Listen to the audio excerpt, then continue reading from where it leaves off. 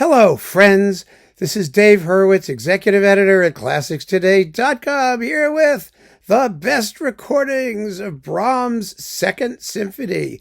This is the last of our survey, our repertoire surveys of the Brahms symphonies, and I've been holding it out and waiting. Why? Well, because there are a bunch of reasons. First of all, it's Brahms' most popular symphony, and there are 30 billion versions of it. And to pick just the top whatever takes a lot of sifting.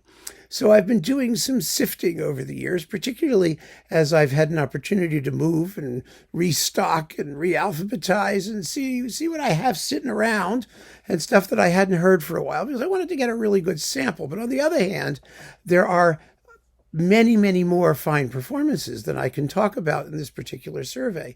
But I am going to give you like 17 or 18 or 19 or 20, something like that. I haven't even counted. But it's like that. And that's a lot of recordings for anybody to digest, especially of one work, and especially of one work that's like 45 minutes long. You have to draw the line. So I'm going to draw the line. I do not want to see in the comments anything that begins with the words, "I'm surprised." I'm surprised that you left out heh or bleh or that, because I'm not interested in how surprised you are, number one. Number two, all that is a way of saying, well, you should have said what I put in what I want because I like what I like. Well, this isn't about what you like. This is about what is objectively the best, or what I like. Do it however you please to categorize it. But seriously, we all know what we're dealing with here, right? So I complaints about the list are silly. I think that's just me. Anyway, that sounds terribly defensive, I know. But the bottom line is there are just too many recordings to talk about all of them, or even a ton of them, or most of them.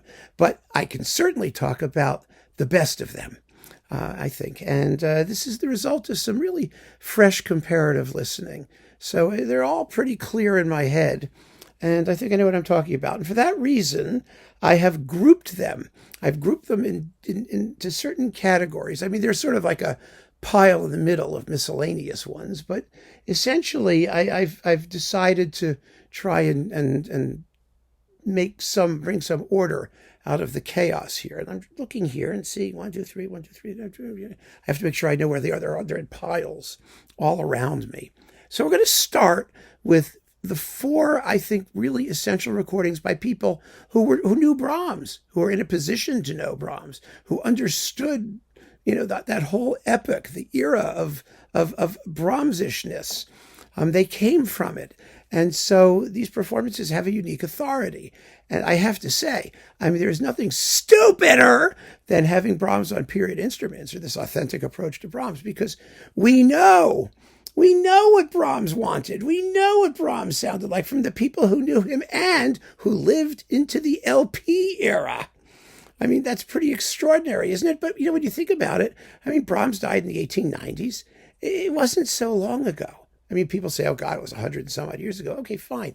But it's only 2 long generations of people. If you were born in the 1880s and you lived to your 80s, you're in the 1960s. If you lived into your 80s again, you'd have been in the 2040s. I was born in the 1960s. So we're not talking about a long time. And the idea that these people propose that era was like so long ago, so far away, everything was different. It's all crap. It's just total crap. So there are no period instrument-y performances here, but there are some historically informed performances, because we do know something about certain performance styles, performance schools, which still exist. They're still with us, but that's a whole other issue. So we were starting out with the people who were like around when Brahms was around, and the best performances of those people, and who lived into the LP era.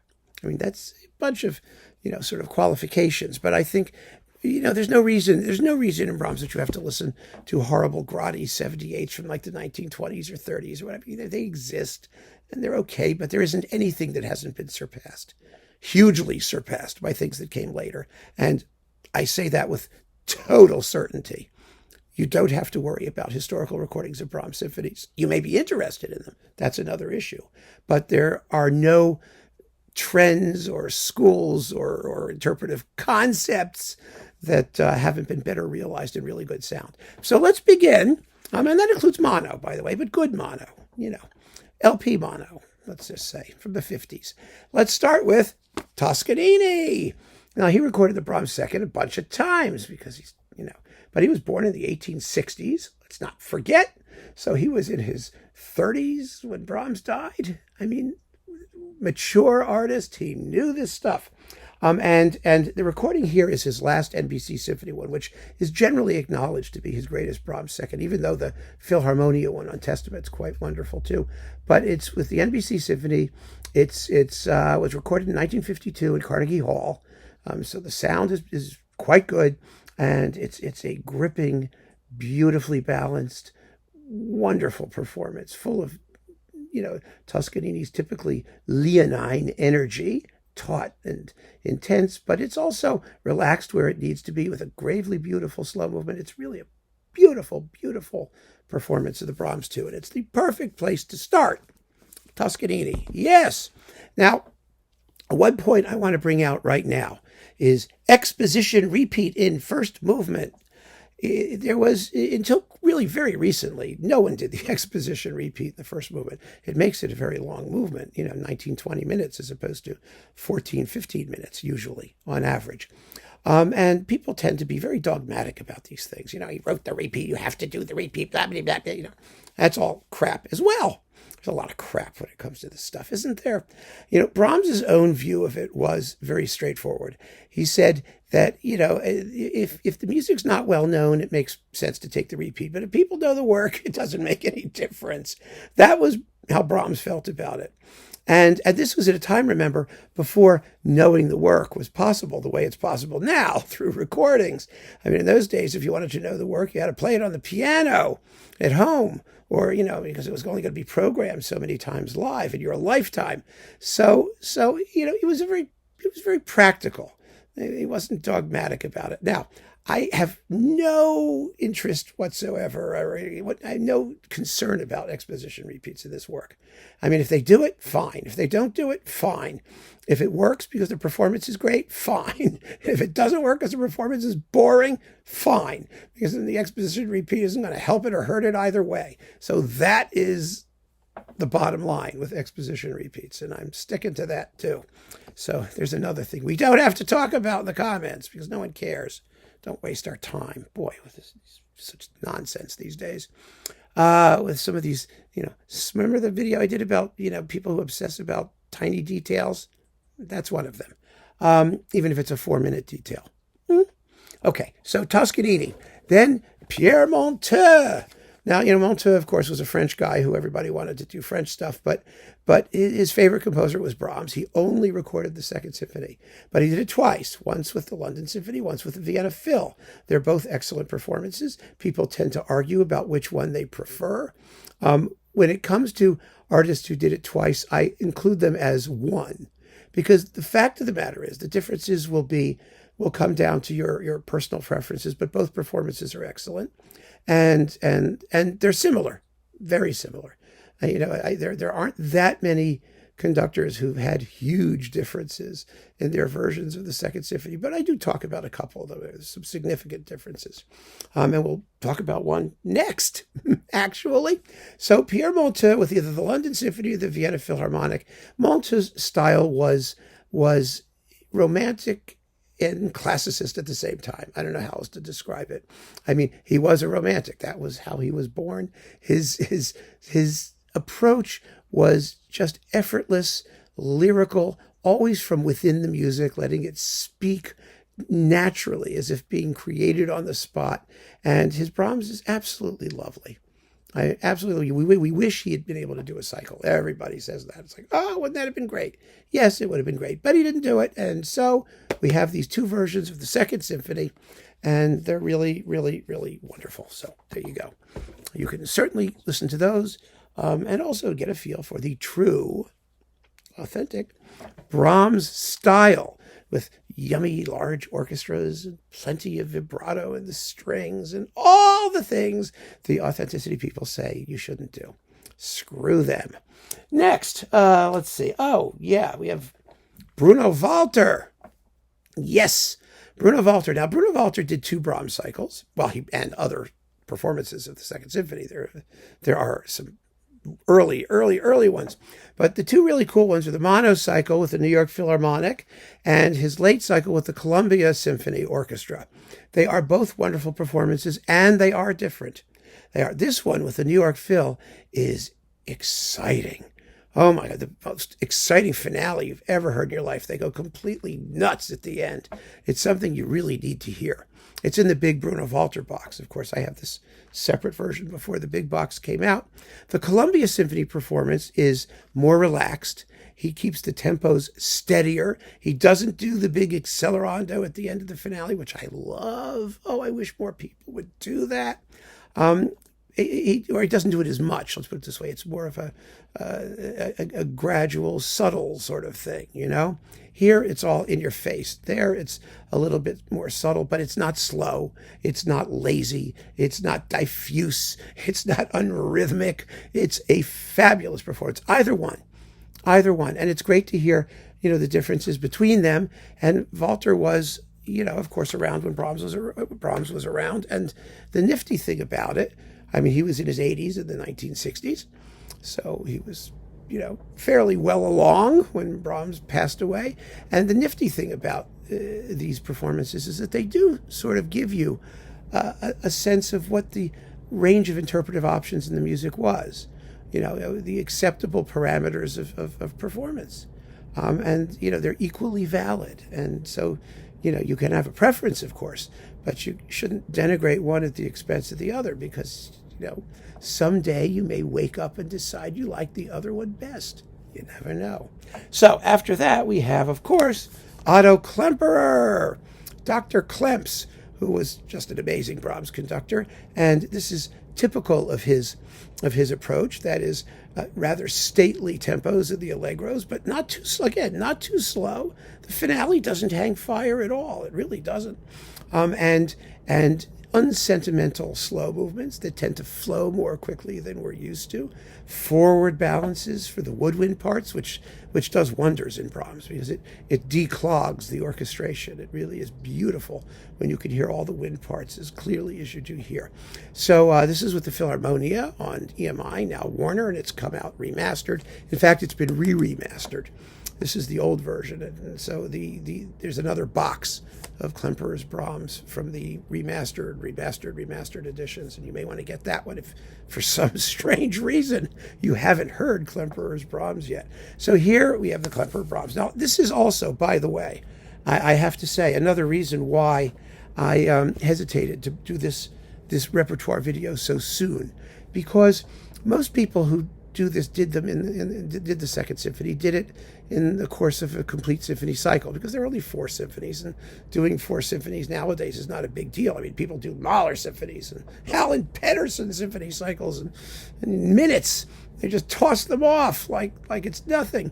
So a Brahms cycle is a piece of cake, and so you wind up in these videos, showing the same versions over and over again, because I did symphony cycles, and so it's going to be, very familiar. People who got symphony cycles by the best symphony cycles have really good versions of the Second Symphony. So I was trying to find a way to highlight also some Singleton performances or cycles that we hadn't talked about, all these things to try and be as representative as I could be, of a work that has just absolutely unbelievable, attention on disc.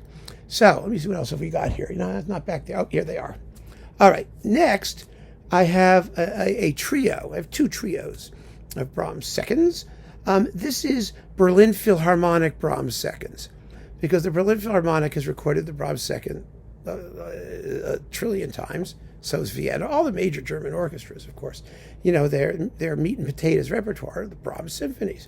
And so it's worth hearing this orchestra do the Brahms second, because it's one of the world's great orchestras, and it's certainly one of the world's great Brahms orchestras. And so we begin with Joseph Keilberth. This is on Teldec. God knows if you can still find it. But he did, there's a whole Keilberth cycle, actually. I think there is. But this is with the Berlin Phil and the Philharmonisches Staatsorchester Hamburg, which is also a great Brahms orchestra because Brahms was from Hamburg, so they do it. Anyway, Keilberth he's known for his like amazing Wagner. Like right over here, I have the Keilberth ring somewhere. Is that it? Joseph Keilberth. Yes, look. Hold it a minute. There, on Testament. The Keilberth ring, supposedly the ultimate ring. It probably is the ultimate ring. It's amazing. And it's here on Testament in stereo. Glorious. Bayreuth from 1955. The first stereo cycle. It's amazing. And Keilberth was an amazing opera conductor. And that's where his reputation stands. But, he was a really wonderful conductor of the German repertoire. And it's a very exciting Brahms too, I must say. He really doesn't hold back. It's beautifully played. Oh, that's Finster. Now, this was recorded in 1960, and it sounds quite good. And, it's a nice, open, airy recording, which I really like. You really sort of feel the orchestra. And the cool thing about it is that if you know what the Berlin Philharmonic later sounded like under a certain conductor, whose name we will recall shortly, you will be shocked at the unvarnished sonics, the unblended timbres, the characterful exploitation of each section. Oh, it's fun. And I have to say, it's the style of the Berlin Philharmonic between, well, here he is, Furtwängler and Karajan. So here's Karajan. We'll get to him in a minute. But so this Keilberth Brahms too is a wonderful way to hear about the evolution of the sound of an orchestra under different conductors. I mean, it makes a lot of sense, frankly. And so that's worth sampling. It really is. But then we have, of course, Karajan. Now, Karajan's Brahms falls into the if at first you don't succeed, try again category, because he just did them over and over and over and over and over in Berlin or in his earlier stuff and on the EMI. I mean, he just kept trying because he had to insist that he was the great conductor of the German standard repertoire, which of course he wasn't. He was best at other things. And, he would probably, freak out if you insisted on that, but it was true. The audible evidence is true. But let's face it. He did some fantastic Beethoven. He did some fantastic Brahms. And his last digital Brahms cycle, I think really was his best overall because it shows him, he's decompacted the orchestra. It doesn't have quite the slickness of his earlier version. The sound was like icky digital, but they remastered it, for the Karajan Gold Edition or whatever the hell this thing is. I don't know if this was or wasn't, but it sounds pretty good. And the performances have his characteristic richness of sonority, and he wasn't a slow conductor. I mean, they move well. The second is very, very beautifully done, and a wonderful sort of apotheosis of the Berlin Philharmonic sound under Karajan when it was really working at full force. I mean, as it was here. You can't keep remaking the same thing over and over again. He did it just because it's digital. Well, I guess he could have, but I maybe I'm kidding myself to feel that they put some extra into this version, knowing it was going to be, their final statement in the Brahms symphonies, or Karajan knew it was going to be his final statement. And so I think there is an extra dollop of intensity and passion in the music making. So there you go with that Berlin thing. But then out came Claudio Abbado. Now, Claudio Abbado, as you know, is a conductor that I have multiple issues with in some repertoire because he was a fabulous opera conductor. He did great stuff. He did. All these people do great stuff. They just don't do great stuff consistently. I mean, that's really the question, because nobody needs to have so much of their lives exposed in hundreds of recordings. And Abbado was exposed. And he was a micromanager, and he got fussier as he got older. But he was a fabulous Brahms conductor. He really was. He did a couple of Brahms cycles, but this with the Berlin Phil, I think, is the apotheosis of his work with that orchestra. Again, the sound of the orchestra is very different than it was under Karajan. You've got more woodwinds. You've got less of that sheen over the strings.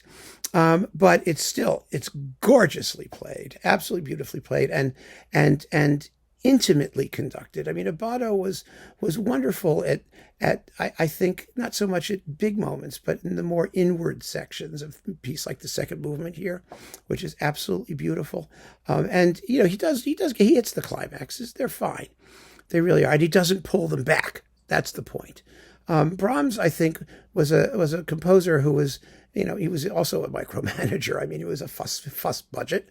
And so he and Abbado were of one mind about certain things. In other words, Abbado trusted the music. He trusted it so that he didn't have to finagle his way through it in the way he sometimes did with other pieces. Anyway, it's great. Absolutely great. And it's Berlin Phil. So there are your Berlin Philharmonic recordings. And we have some more coming, but they fall into different categories. Now, the next batch of three are, let's see, 3 Brahms seconds by conductors who did not complete their Brahms cycles with the orchestras in question. Doesn't mean they didn't do all the Brahms symphonies somehow or do cycles elsewhere. But these are remarkable performances that are sort of separate from the usual batch of things that come in cycles. I have some others, I think, that fall into that category. Do I? No, I think all the rest are in cycles. What can I do? Okay, so Charles Munch, Boston Symphony. Oh my goodness, is this wonderful. We always forget that Charles Munch was the concertmaster of the Leipzig Gewandhaus Orchestra. He was under Furtwängler and other people. I mean, he was an echt German conductor. He was from Strasbourg. He spoke German. He was one of those. He spoke Strasbourgeois, whatever the orchestra is that they speak, Alsacien. And wow. These are great performances, Brahms 2 and 3. Very exciting, but also he doesn't, he doesn't do a Berlioz on Brahms. I know we wish he would. It would have been fun to hear somebody go completely, totally, utterly nuts in this music, but no. The nuts comes in the form of beautiful climaxes, really, really beautiful playing, fabulously just tempy. All of it's just wonderful and wonderful to listen to it. It's great, of course, to hear the Boston Symphony do this in lustrous, living stereo sound. Yummy. This is the Japanese Munch edition, not the one from the Munch box, but I have it separately, so I, have it separately. So there's that one. Then we have this one, Giulini with Los Angeles. Oh, this is gorgeous. Oh my God.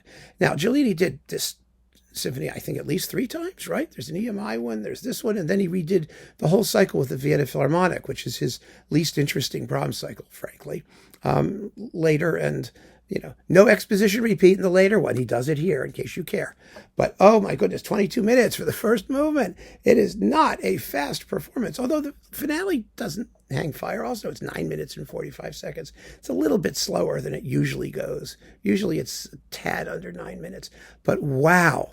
Oh, this is the Brahms 2 for people who believe what Brahms said about it. Remember, Brahms said the Second Symphony was sad and he was going to have it printed with a black border because it was so dark. And, he was full of nonsense. It was the opposite of what the symphony is. It's in D major. It's generally pretty happy, but it has its moments.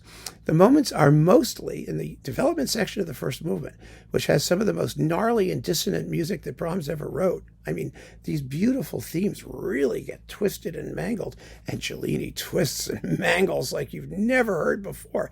And the slow movement, which is actually Elgarian in its sort of nobility and stateliness, but also its emotional ambiguity. That opening theme, da da ya da dum, ya da da da dum. It's almost as if it's starting in mid-sentence and wandering, trying to find a point of repose. I mean, it's so beautifully done here. I mean, all of the emotional undercurrents, the little dark shadows and things, I mean, Giulini just wrings them out.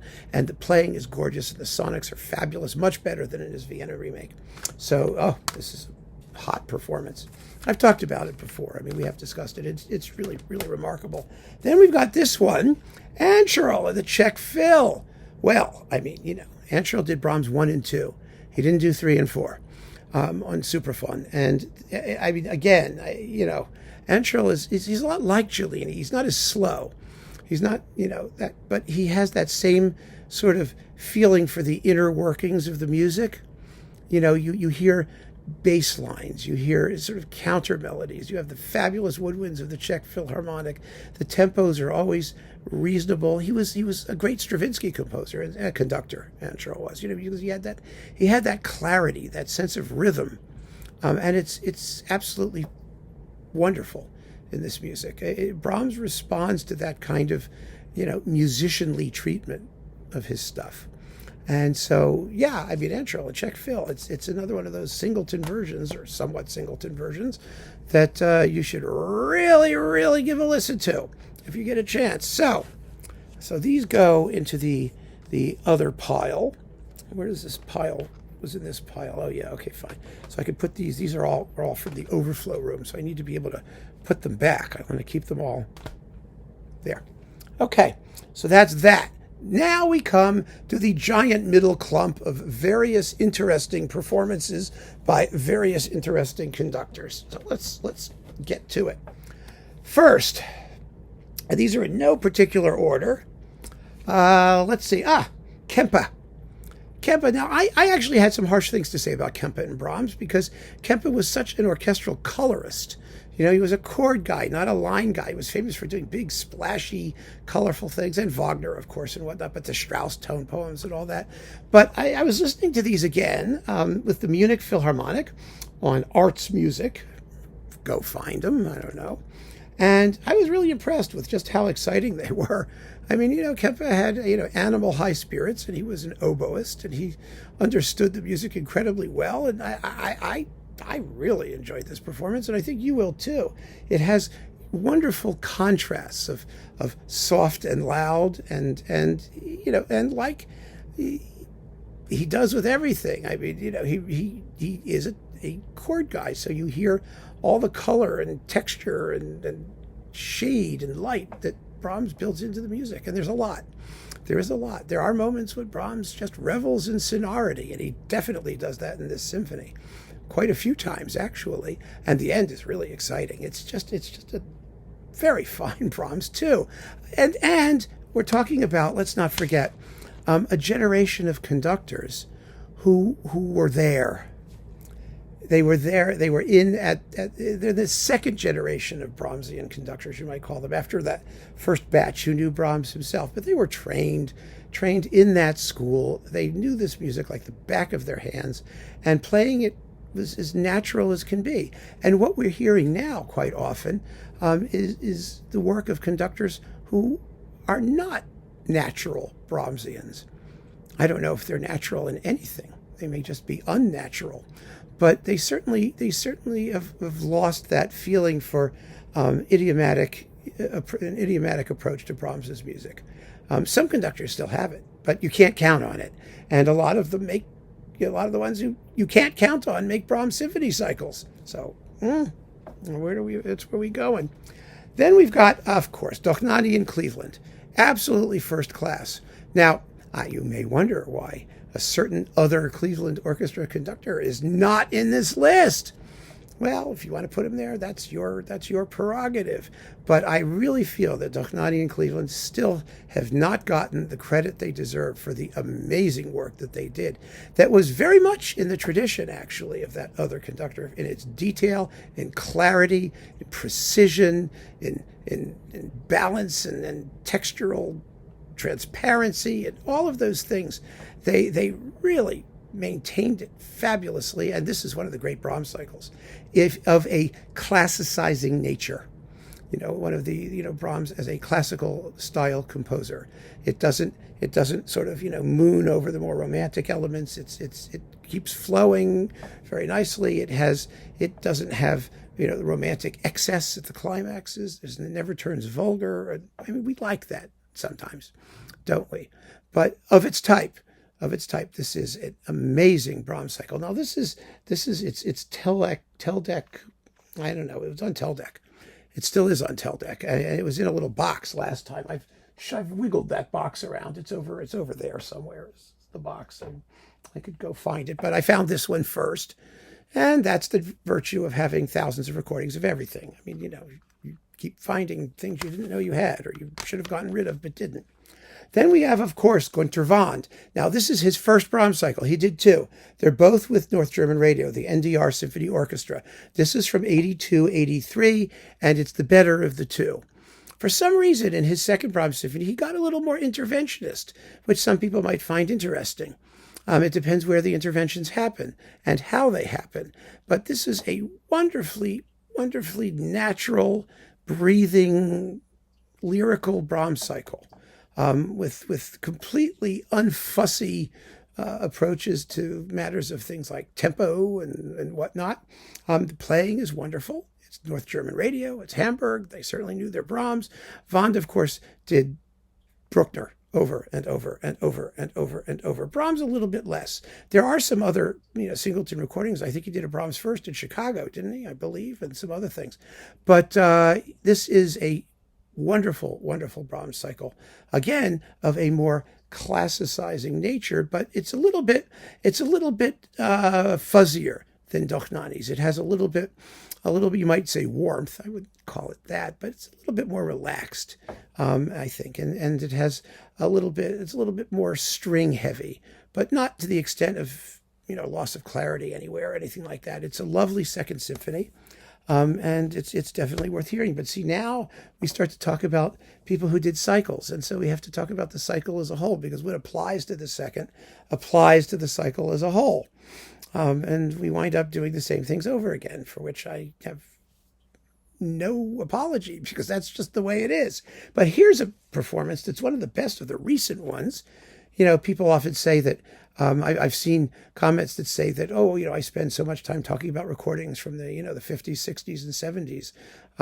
And people would say that, that's because that's my era. But it's not my era. My era was the 70s, 80s, and 90s. so no, it's not my era at all. I was born in 61. I wasn't around when most of these things were made, or I was too young to have known about them. But the fact of the matter is that interpretation, there was a golden era. There was of recordings, which was the 50s and 60s, and maybe a little bit into the 70s, and the era of the explosion of recordings, which was the 80s and 90s, when everything got recorded all the time, constantly, as the major labels committed economic suicide, and there have been a few things that have come later, and I've listened to so many new Brahms cycles, and when you know what all the other ones were, I'm not going to just promote a new one because it's new. It's got to be good, and it's got to withstand the comparisons. Here's one that does. Marek Janowski with the Pittsburgh Symphony on pentatone. Now, you see, this is what happens, though, with some of these new cycles. I mean, Janowski, when was this recorded? Let me see if I can find a date here. 2007. Okay, so it's not that old. It's wonderfully recorded. The Pittsburgh Symphony, as you know, is amazing, with the best horn section in the world, probably. And Janowski is not a conductor that people get excited about, because he's not very exciting. He's a literalist. And so you don't find a lot of interpretive, personality in some of his performances. But there's some music that really doesn't ask for you to put all that interpretive personality into it. And Brahms is definitely one of those. In other words, you achieve distinctiveness by realizing what's on the page. You can bring your own stuff to it. You can be a Furtwängler or something. And sometimes that works really well. Sometimes it doesn't. Well, Janowski just secures stunning playing from the Pittsburgh Symphony. The interpretations are wholly one with the music. There isn't a nuance that he doesn't observe. They're emotionally warm performances, but really, really well done. And this cycle got no attention whatsoever when it first came out, for reasons I don't understand. It was issued on, I think, 3 CDs. Yeah, because this is Symphonies 2 and 3. And one of them was always missing. I don't even know if it's out today. I don't know what's going on with Pentatone, as we know, is sold. Now it's like a division of the San Francisco Conservatory. I don't know what they're doing with this cycle, but it's a fantastic Brahms cycle. It's one of the great modern Brahms cycles, and it deserves some serious consideration if you can find it. This should be available, numbers 2 and 3, which are the heart and soul of the cycle. They're wonderful performances. So yeah, Marek Janowski in Pittsburgh. Give it a shot. You will be very, very pleasantly surprised. And then we've got James Levine. Okay. Now, James Levine is one of the great Brahms conductors we've ever had. He really is. I say that with complete certainty and objective appropriateness. I mean, his first cycle with the Chicago Symphony is fantastic. And then he remade it in Vienna in gorgeous sound with big, rich, ballsy Vienna horns and things. Just, oh my God, it's opulent. And the two are rather complementary. The performances are virtually identical. They are razor sharp, rhythmic, exciting performances. The Vienna one, like I said, has the Vienna sound. The Chicago one is leaner and meaner. It's also very well recorded. You might argue that this leaner approach is more apt for Brahms, who wasn't into voluptuousness for its own sake. But on the other hand, a little voluptuousness is not a bad thing necessarily. Either one is fantastic. And I know we've had this discussion that some people are down on James Levine because of his, disgusting late life and scandals that were associated with him. I am concerned with the quality of the music making. At this point, he's dead, and as I said, and what's left is the music. And the fact that this stuff is available at all is a bit of a miracle. I don't know if it's still available. Sometimes it just pops up, and the record labels quietly keep it around because they paid for it.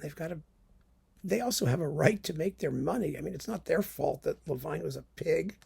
Anyway, the bottom line is these are incredible Brahms cycles. Maybe the greatest of the modern era. I don't know, but it's hard to imagine better performances of these symphonies. More exciting, more noble, more passionate, more appropriately, idiomatically musical. Really stunning. Absolutely stunning. And then, let's see. But it's not my however choice. Then we have Macaris with the Scottish Chamber Orchestra on Telarc. Now, this is a very interesting set for a lot of reasons. Macaris did go into the historical aspect, but not historically informed performance in the kooky way. He wanted to see what was the Meiningen tradition of Brahms' performance, which was the orchestra, the Meiningen Court Orchestra, which gave the premiere of several Brahms symphonies, and Brahms worked with them, actually, in writing his later symphonies, the third and the fourth particularly. And he tried them out with that orchestra. It was a chamber orchestra. It played standing up, at least the people who could stand up stood up. It was about 40 people, I think, roughly. Brahms preferred large orchestras. Let's be clear about that. He liked big, large, juicy orchestras with woodwinds doubled if necessary. He had no problem with that. But this was a crack orchestra. Richard Strauss was its conductor. Hans von Bülow preceded Strauss, or preceded him. And then Fritz Steinbach took over. And there was a tradition of playing Brahms in that orchestra that was captured in a typescript by a guy named Walter Bloom, and which I have a copy of, which supposedly it gives us bar by bar instructions on how this orchestra played the music. And it was a very free interpretive approach with a lot of rubato and shifts of tempo and little luft pauses and things like that in various spots. And so Macaris did performances which were following that tradition. The recorded avatar of that tradition that we still have in mono, and unfortunately it wasn't really taken down and systematically, was Hermann Abendroth, the German conductor. And I have all of his Brahms recordings sitting down in the overflow room, but they're mostly live or radio broadcasts or things in grotty sound for the most part. And they are of this tradition. In our day, Christoph Eschenbach has done his Brahms that way, but slow and heavy and thick. And I have a problem with his Brahms. Some people swear by it. They love the romantic fluidity of it, but I think it's the fluidity. It's a thick fluidity. I like my fluidity to be more fluid. You know what I mean? A little bit lighter. This is the fluidity of like ketchup. So anyway, here we have an absolutely stunning Brahms cycle played by a chamber orchestra in a historical tradition, a recreation of a historical tradition. But because it's Macaris, it is the best of that historical tradition. In other words, you get the wonderfulness of balance and correct tempos. And because, he can describe what to do, slow down, speed up. But your basic approach, the basic speeds and the balances and things, of course, are all up to the conductor. And you need a great conductor to do it. So this is a unique and very interesting Brahms cycle. And it also comes with the Haydn variations in this box. It's definitely worth hearing, and it's distinctive and different from all of the other Brahms cycles that are out there. And it is of that tradition. Now you can go back and listen to people like Abendroth and Furtwängler and people like that who were closer to that tradition to hear what they did. And some of those performances are very fine, and some of them suck. That's what happens when you try and do that push me, pull you approach. Sometimes it works, and sometimes it doesn't. And this works. So there's Macaris. His second symphony is thrilling. And he does that rush of excitement at the end. I mean, see, I wind up talking about cycles and not the second specifically. And I apologize for that. But unfortunately, that's how they come. They come in these boxes now. And the approach is what you're going to hear. When you listen to the second symphony, the approach is consistent for all of the symphonies. But yes, the second, let's talk about the second just for a minute here. Yeah, they get that big rush of excitement at the very end of the finale. You have, speed ups and slow downs. The very opening of the symphony is very relaxed. And then as it gathers steam, it goes quicker, and then it relaxes again for the second subject. And, that's the kind of stuff that you hear from that particular performance tradition, and it's absolutely lovely. And by the way, that typescript does tell us very, very clearly that the orchestra used vibrato, because there are two moments in the entire description of the Brahms symphonies where he actually says, "Don't use vibrato," because otherwise we assume they were. Anyway, just pointing that out. In the string sections, yes. So that's the Macaris Brahms 2. We're talking about 2. And the time has come. However, we have gone through now, I don't know how many recordings of Brahms 2, and you're probably getting bored, and I'm getting tired. No, seriously. We have to have the however choice, the greatest ever Brahms 2s. Well, it's actually 2 of them, but it's the same conductor. It's Eugen Joachim. And these performances are remarkable in several respects. First of all, they are of the romantic approach with fluid tempos. He's not afraid to step on the gas in the coda of the finale. Thank God.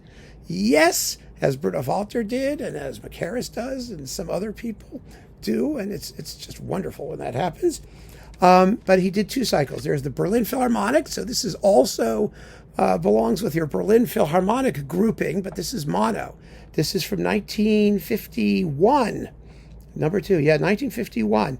And he did them 1951 through 1956 for Deutsche Grammophon in mono. And this one has the least satisfying sound of all of them because it's the earliest. The others sound a bit better. It is an extraordinarily exciting performance.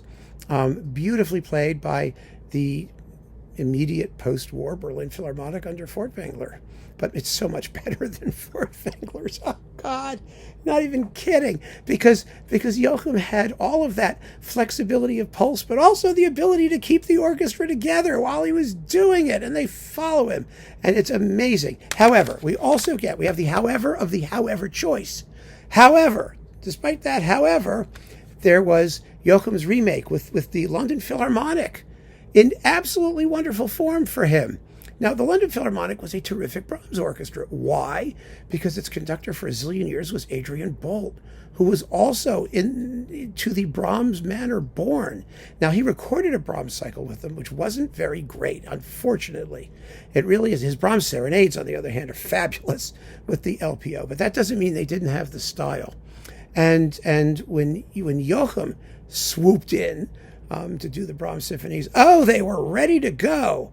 And so you can have in beautiful stereo a fabulous melding of classical poise and discipline with romantic ardor and flexibility and spontaneity, and it's all here in this Joachim Brahms second with the London Phil. It's amazing, and I know this may be a controversial choice as my favorite, as the best, but let me tell you something. Listen to it. Just listen to it. You know, the proof is in the hearing. It's an extraordinary cycle and an extraordinary version of the Second Symphony, particularly, damn it, the Second Symphony, because that's what we're talking about. And so I'm singling this one out.